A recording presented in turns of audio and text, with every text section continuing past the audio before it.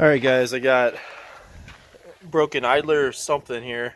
I was snow blowing and everything was going good up until maybe about here, and heard a big snap and then it died on me. So hope I'm showing this the best I can here. I know I got this belt loose right here, and this is my idler right here.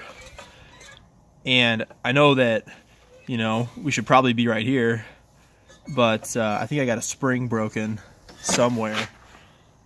It's going to be real hard to see, but I got a spring going on right here, and you're not going to be able to pick that up.